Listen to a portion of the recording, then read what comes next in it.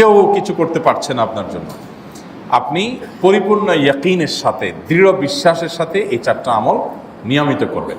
সকল পেরেশানি থেকে, সকল টেনশন থেকে বের হওয়ার পথ আল্লাহ তাআলা অলৌকিকভাবে তার জন্য আবিষ্কার করে দিবেন।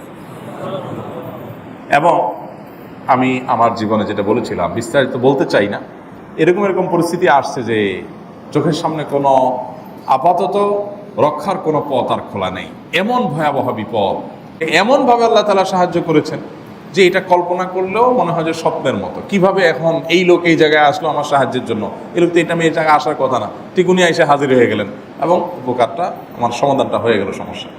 অলৌকিকভাবে সাহায্য করেছেন। হ্যাঁ, কখনো যদি আল্লাহ তাআলা এই আমলগুলো করার পরও আমার বিপদ দূর না করেন, তাহলে হয় আমার আমলের মধ্যে কোনো ত্রুটি ছিল, অথবা আমার এই বিপদ দূর না হওয়ার মধ্যে আমার জন্য কোনো কল্যাণ নিহিত ছিল। আল্লাহ তাআলা আমার দোয়া কবুল করে যে উপকার হতো তার চাইতে বেটার কিছু হয়তো আমাকে দিবেন, এই ইয়াকিন একজন ইমানদারের থাকবে। সে 4টা আমলের 1 নম্বর হলো ইস্তিগফারের আমল। ইস্তিগফার, আপনি ফেসে গেছেন কোনো জায়গায়, কোনো উপায় পাচ্ছেন না, আপনি ইস্তিগফার করতে থাকেন। আস্তাগফিরুল্লাহ ওয়া আতুবু ইলাইহি, আস্তাগফিরুল্লাহ ওয়া আতুবু ইলাইহি, আস্তাগফিরুল্লাহ ওয়া আতুবু ইলাইহি, আস্তাগফিরুল্লাহ, আস্তাগফিরুল্লাহ, আস্তাগফিরুল্লাহ আল্লাযী লা ইলাহা ইল্লা হুয়াল হাইয়ুল কাইয়্যুম ওয়া আতুবু ইলাইহি ওয়া লা হাওলা ওয়া লা কুওয়াতা ইল্লা বিল্লাহ। اللهم أنت ربي لا إله إلا أنت خلقتني وأنا عبدك وأنا على عهدك ووعدك ما استطعت أعوذ بك من شر ما صنعت أبوء لك بنعمتك علي وأبوء لك بذنبي فاغفر لي فإنه لا يغفر الذنوب إلا أنت সাইয়্যিদুল ইস্তিগফার। এভাবে যে কোনো ইস্তিগফার করতে থাকেন, আপনি বেশি বেশি করে আল্লাহর কাছে ইস্তিগফার, ক্ষমা প্রার্থনা করতে থাকেন, খুব বেশি। আপনার 2 ঠোঁটে অনবরত আপনি চাইতে থাকেন আল্লাহর কাছে ক্ষমা। এই ইস্তিগফার সম্পর্কে নবী করিম সাল্লাল্লাহু আলাইহি ওয়াসাল্লাম বলেছেন, মান লাজিমাল ইস্তিগফার, যে ব্যক্তি ইস্তিগফারকে আঁকড়ে ধরবে, আঁকড়ে ধরা মানে কি, এটা ছাড়বে না, সে পড়তেই থাকবে অনবরত। টয়লেটে যাওয়ার সময়টা, ঘুমের সময়টা, খাওয়ার সময়টা বাদে, অবসর নামাজের সময়টা বাদে সারাক্ষণ সে ইস্তিগফার করবে। এরকম যদি কেউ করে, আল্লাহ রাব্বুল আলামিন জাআলাল্লাহু লাহু মিন কুল্লি হাম্মিন ফারাজা ওয়া মিন কুল্লি যায়কিন মাখরাজা, সকল পেরেশানি থেকে, সকল টেনশন থেকে বের হওয়ার পথ আল্লাহ তাআলা অলৌকিকভাবে তার জন্য আবিষ্কার করে দিবেন। এবং আমি আমার জীবনে যেটা বলেছিলাম, বিস্তারিত বলতে চাই না, ইস্তিগফার করতে করতে এমনভাবে আল্লাহ তাআলা সাহায্য করেছেন যে এটা কল্পনা করলেও মনে হয় যে স্বপ্নের মতো। কিভাবে এখন এই লোক এই জায়গায় আসলো আমার সাহায্যের জন্য, এই লোক তো এটা আমি এই জায়গায় আসার কথা না, ঠিক উনি এসে হাজির হয়ে গেলেন এবং উপকারটা, আমার সমাধানটা হয়ে গেল সমস্যা। তো আলহামদুলিল্লাহ, বহুবার আমি পরীক্ষা করেছি, আর আমার পরীক্ষার 2 পয়সার দাম নাই। হাদিসে বলা আছে, গ্যারান্টি দেওয়া আছে, আমার পরীক্ষা করলেই কি না করলেই। তাহলে একটা আমল হলো কি, ইস্তিগফার। নাম্বার 2, দুরুদ। নবী করিম সাল্লাল্লাহু আলাইহি সাল্লামের প্রতি দুরুদ পাঠ করা। এটা যদি আপনি নিয়মিত করতে থাকেন মহব্বতের সাথে, আল্লাহুম্মা সাল্লি আলা মুহাম্মদ ওয়া আলা আলি মুহাম্মদ কামা সাল্লাইতা আলা ইব্রাহিম ওয়া আলা আলি ইব্রাহিম ইন্নাকা হামিদুম মাজিদ, আল্লাহুম্মা বারিক আলা মুহাম্মদ ওয়া আলা আলি মুহাম্মদ কামা বারাকতা আলা ইব্রাহিম ওয়া আলা আলি ইব্রাহিম ইন্নাকা হামিদুম মাজিদ। আপনি একবার ছোট দুরুদ যদি পড়েন, সাল্লাল্লাহু আলাইহি ওয়াসাল্লাম, সাল্লাল্লাহু আলাইহি ওয়াসাল্লাম, আল্লাহুম্মা সাল্লি আলা মুহাম্মদ ওয়া আলা আলি মুহাম্মদ, শুধু এইটুকু পড়েন। জাযাল্লাহু আন্না মুহাম্মাদাম মা হুয়া আহলু, শুধু এইটুকু পড়েন।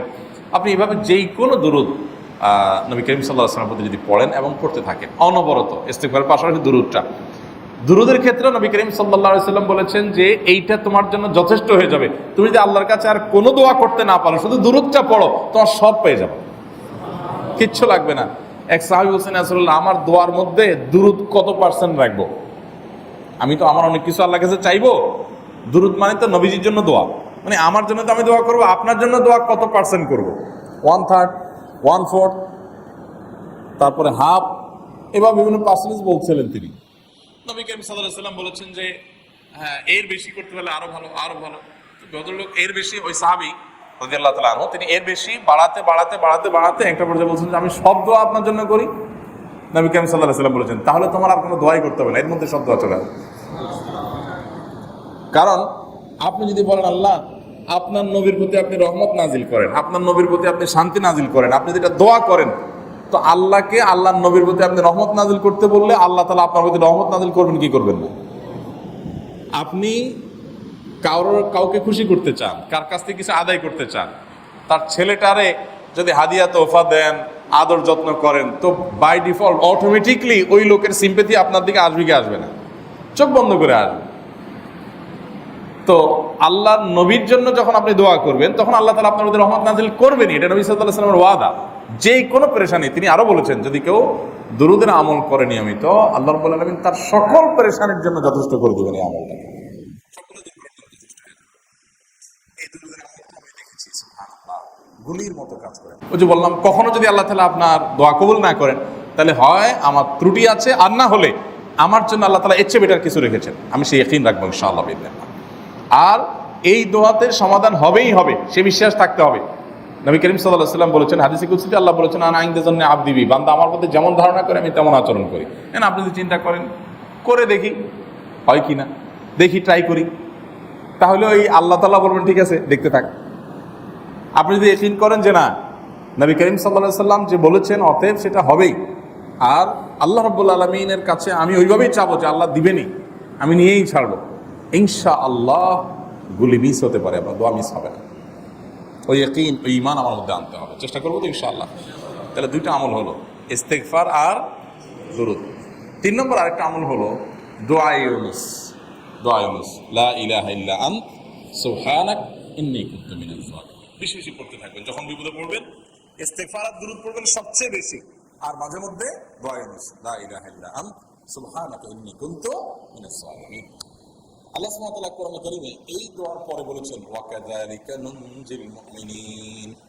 এই দোয়া পাঠ করার মাধ্যমে ইউনূস আলাইহিস সালামকে পৃথিবীর ইতিহাসের সবচেয়ে অলৌকিক ঘটনা, সকল সায়েন্স, সকল আপনার বিজ্ঞানের তত্ত্ব সবগুলোকে আপনার সবগুলোর বিপরীতে বা সবগুলোকে আপনার ভুল প্রমাণ করে দিয়ে ওই জায়গাটার জন্য আল্লাহ তাআলা ইউনূসকে মাছের পেটে ঢোকার পর সেখান থেকে আবার জীবিত রেখে বের করেছেন।